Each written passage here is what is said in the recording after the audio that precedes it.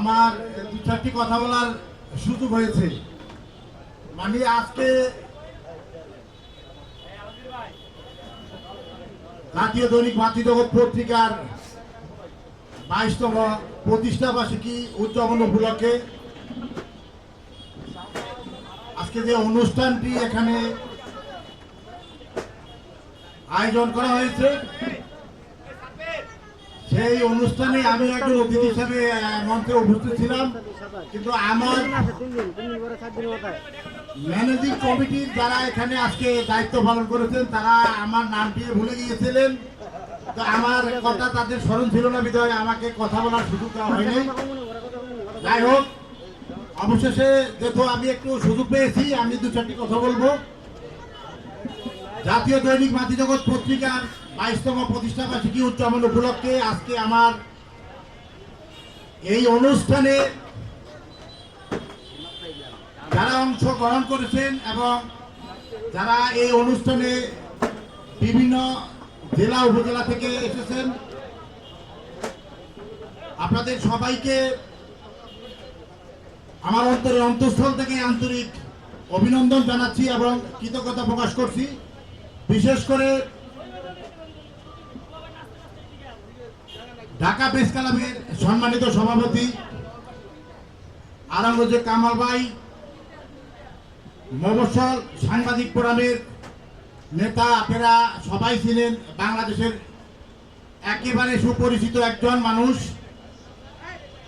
আহমদ আবু জাফর ভাই এবং তালুকদার রুমি ভাই আমাকে অত্যন্ত ভালোবাসে, একজন আমার প্রিয় ভালোবাসার মানুষ। ঢাকা প্রেস ক্লাবের সাধারণ সম্পাদক দেলাওয়ার হোসেন ভাই, অনেক সম্পাদক এবং আমার জনজাগরণ পত্রিকার সম্পাদক শিয়াব ভাই, এখানে অনেক সম্পাদক ছিলেন। এখন আসলে কথাগুলো এখন আমার বলতে ইচ্ছা করছে না, তারা যদি আমার সামনে থাকতো হয়তো কথাগুলো বলতে আমার ভালো লাগতো। আজকে যারা আমার এই পত্রিকার জন্মদিন উপলক্ষে আমাকে সময় দিয়েছেন এবং আপনারা কষ্ট করে আজকে এই অনুষ্ঠানে অংশগ্রহণ করেছেন, আপনাদের সকলের প্রতি আমি চিরকৃতজ্ঞ। এবং আমার এই প্রতিষ্ঠানে কর্মরত বিভিন্ন জেলা উপজেলা থেকে যারা গতকালকে রাত্রে গাড়িতে চড়ে সারা রাত গাড়িতে কষ্ট করে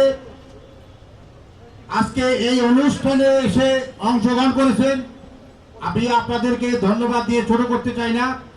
আমি আপনাদের সকলের প্রতি চিরকৃতজ্ঞ থাকব। আপনারা বিগত দিনে যেভাবে আমার পাশে ছিলেন, আগামী দিনগুলোতে আমার পাশে থাকবেন। আমি আপনাদের সকলের সহযোগিতায় আমি সামনের দিনগুলোর জন্য ভালোভাবে এই পত্রিকাটি পরিচালনা করে এগিয়ে যেতে পারি, সেই জন্য আপনারা সবাই আমার পাশে থাকবেন। ইতিমধ্যে আমার এই অনুষ্ঠানে একেবারে শেষ পর্যায়ে উপস্থিত হয়েছেন আমার পত্রিকার প্রধান সম্পাদক MA সৌরভ খান ভাই, আপনাকে অনেক অনেক ধন্যবাদ। আপনি অনেক দূর থেকে এসেছেন, আপনি অনেক অসুস্থ ছিলেন, তারপরেও আজকে অনুষ্ঠানে আপনি উপস্থিত হয়েছেন।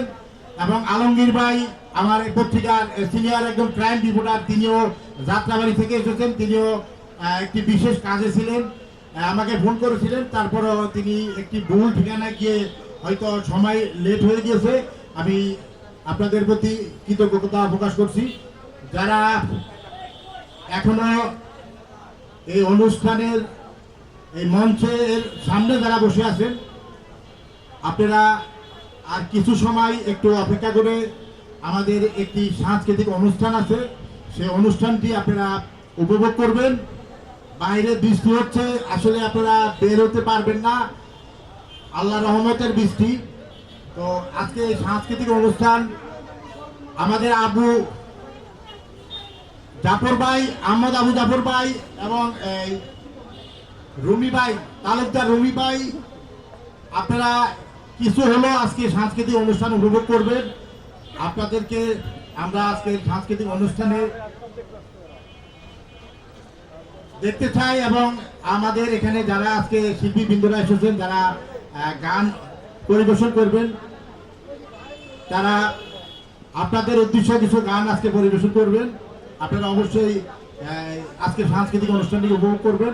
তো আমাদের পত্রিকার প্রধান সম্পাদক এম এ সৌরভ খান ভাইয়ের ক্রেস্টটি আসলে দেওয়া হয়নি। এখন